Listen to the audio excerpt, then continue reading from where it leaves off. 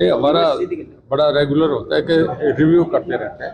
आज दक्षिण हरियाणा बिजली वितरण का जो दिल्ली रीजन था, इसका हमने रिव्यू करा। उसमें हमारे एमडी साहब थे, हमारे डायरेक्टर, चीफ इंजीनियर, सारे एचसी जो थे, उनकी एक मीटिंग थी। रिव्यू करने का रेगुलर एक फीचर हमारा, हम करते रहते हैं हर 3 महीने 4 महीने बाद।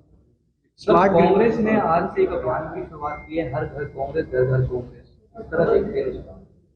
देखिए, इन बातों से कुछ नहीं है, मीडिया वाले भी जानते हैं, हम भी जानते हैं, कहीं भी नहीं है। घर घर कांग्रेस गुजरात में भी थी, आपका राजस्थान में भी थी, मध्य प्रदेश में भी थी, छत्तीसगढ़, कहीं घर घर तो रही नहीं, सब जगह बंद घर मिले, उन्हें कुछ मिला ही नहीं। पहले भी राहुल गांधी ने भारत जोड़ो यात्रा की शुरुआत की थी और अब भारत जोड़ो। देखिए, डेमोक्रेसी में कोई वर्ल्ड का सबसे लार्जेस्ट डेमोक्रेटिक सेटअप है, 145 करोड़ की आबादी है, किसी को हर अधिकार है कहीं घूमने का, पब्लिक तय करती है। इस वक्त पूरी पार्टी के, पूरे देश के जननायक मोदी जी बने हैं, लोग उनके साथ हैं, पूरी तरह साथ हैं। आप पार्टी के राज्यसभा सांसद सुशील गुप्ता का कहना है कि कैग रिपोर्ट के मुताबिक 2015-16 से लेकर अब तक 15,000 करोड़ से ज्यादा का बिजली विभाग को नुकसान हुआ है और किसानों को चोर कहकर उनके कनेक्शन काटे जाते हैं। मैं 2 सवाल आपसे बताता हूँ, वो क्या करते हैं, हम इस बात पे नहीं जा रहे, हम अपना बता रहे हैं। पूरे देश में जितने एक्सावेटर बनते हैं, उसका अकेला हरियाणा 60% बनाता है। पूरे देश की जितनी कारें बनती है, उसका 51% हम बनाते हैं। पूरे देश की जो क्रेन बनती है, 53% हम बनाते हैं। पूरे देश के मोटरसाइकिल बनते हैं, 60% हम बनाते हैं।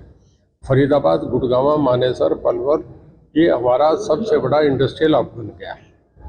अब आप ये देखिए, जितने ग्रुप हाउसेज आ रहे हैं, दिल्ली की सब इंडस्ट्री हमारे यहाँ आ रही है। दिल्ली से सारे जितने आपके ये वाटिका वाले, ये जो आपका अंसल हो गया, डीएलएफ हो गया, आपका टीडीआई हो गया, सब ग्रुप हाउसेज दिल्ली के लोग यहाँ शिफ्ट करें। एक एक फ्लैट्स में 6-6, 5-5 कमरे हैं, सब में ऐसे लगे हम मीट आउट करें। कभी भी आज तक कोई क्राइसिस नहीं हुआ, हमारा बहुत बढ़िया चल रहा है। वो अपना बताए ना, वो क्या कर रहे हैं। अभी मुझे प्रेसिडेंट से अवार्ड मिला, सेकंड स्टेट कर्नाटका के बाद हरियाणा रहा है, जो कि ऑन रिकॉर्ड है। वो अपना बताए, सिवाय धरने बिना बात की बातों का कोई जवाब थोड़ा ही है। उनका ये भी कहना है कि बिजली महंगी है सबसे ज्यादा हरियाणा में और इसी वजह से उद्योग भी यहाँ से पलायन कर। आप एक समझे कि 8 साल में हरियाणा अकेला राज्य है जिसने 8 साल में कोई टैरिफ नहीं बढ़ाया। हमारे 8 साल पहले, जबकि यूक्रेन के वार के बाद डीजल के रेट भी बढ़ गए, कोयले के रेट बढ़ गए, सब बढ़ने के बाद भी हम वो मेंटेन कर रहे हैं। तो उम्मीद की जा सकती है आगे घट सकती है बिजली के रेट है जी? उम्मीद की जा सकती है घट सकते हैं? नहीं, अभी जब घटने बढ़ने का होगा तो आप लोगों को बता देंगे। अभी हमने कोई रिव्यू नहीं किया। अब तो हम ये चाह रहे हैं कि लोगों को पूरे बिजली दी जाए, 24 घंटे दी जाए। पूरे देश में 84% गाँव पे हम जगमग योजना में हम दे रहे हैं बिजली। कभी भी देखिए, एनसीआर में आते हैं और उसकी एनजीटी की और सुप्रीम कोर्ट की गाइडलाइन है कि जनरेटर नहीं चले, टोटल हमारे बंद है। उसके बाद भी हम मीट आउट कर रहे हैं। कितनी इंडस्ट्री आ रही है, मैंने आपसे बताया, तो इतना सारा कुछ बिना पावर के ये थोड़ा ही होता है, किसी चीज़ें मैन्युफैक्चर कर रहे हैं। सर, 2019 में आपने निर्दलीय चुनाव लड़ा था, तो 2024 में फिर आपने भाजपा को समर्थन दे दिया था 2019 में, लेकिन 2024 में आपकी क्या तैयारी है, किस तरीके से? देखिए, सब कुछ उस वक्त पर डिपेंड करता है। जब काउंटिंग हो रही तो मुझे ये नहीं पता था मुझे भाजपा को समर्थन देना पड़ेगा। कांग्रेस में छोड़ के आया था, स्वाभिमानी आदमी वहाँ जा नहीं सकता था। मेरे सामने रास्ता एक था, लोगों से पूछा करेंगे बीजेपी को सपोर्ट करो, मैंने बीजेपी को समर्थन दे दिया। मेरे उनसे बहुत अच्छे रिश्ते हैं, बहुत कंफर्टेबली हम आपस में एक दूसरे के साथ चल रहे हैं। कोई इशू आएगा तब डिस्कस कर लेंगे, पर मैं कांग्रेस के साथ नहीं जाऊँगा, ये तय है। लगातार आरोप लगा रहा है कि विपक्ष लगातार आरोप लगाता है कि भाजपा की सरकार में बेरोजगारी में नंबर 1 है हरियाणा, शराब घोटाले की बात, कर्जा जो है हरियाणा पे वो लगातार बढ़ता जा रहा है। देखिए, मैं आरोप की बात पे नहीं, मैं आंकड़ों पे जा रहा हूँ। जो आपका नीति आयोग है, सबसे बड़ा फाइनेंशियल इंफ्रास्ट्रक्चर है देश का, वो ये कहता है कि जो बड़ी स्टेट्स है उसमें फास्ट ग्रोइंग में हरियाणा नंबर 2 पे आता है। अब आप ये बताइए, हरियाणा सबसे बढ़िया कर, पर कैपिटा इनकम में हम सबसे नंबर 1 पे आ रहे हैं। तो बेकार की बातें, इन बातों में आरोप रोज लगाते हैं। उनके आरोपों का क्या जवाब है? जो बेसलेस आरोप है उनमें कोई मतलब नहीं। बीते दिनों सर एक बिजली चोरी रोकने के लिए अभियान चलाया गया था, जिसमें 300 से ज्यादा जगह पर रेड की गई थी। इस तरह के अभियान आगे भी जारी रहेंगे? देखिए, हमने 8 बार साइमल्टेनियस लिया, उसका बहुत बड़ा फायदा हुआ है।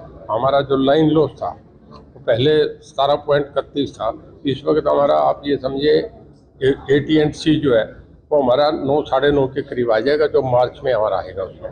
तो बहुत, जब 1% लाइन लॉस कम होता है तो हमारा 300 करोड़ रुपया बढ़ जाता है। सर, स्मार्ट ग्रिड के दौरान एक जो वायर है उसको अंडरग्राउंड किया जा रहा है, लेकिन खामी ये रहती है कि खुदाई करने के बाद उसको ठीक नहीं किया जाता, जिसके कारण एक्सीडेंट खास करके गुरुग्राम में भी होते हैं, दुर्घटनाएं होती हैं। देखिए, जब कोई नई चीज पे आप जाते हैं तो उसमें ये खामी आती रहती है, पर उसका सुधार हो जाता है, कोई इश्यू नहीं। सर मुझे एक सवाल पूछना था सर, अभी ग्रेव का थर्ड चरण, तीसरा चरण लागू कर दिया गया है जी।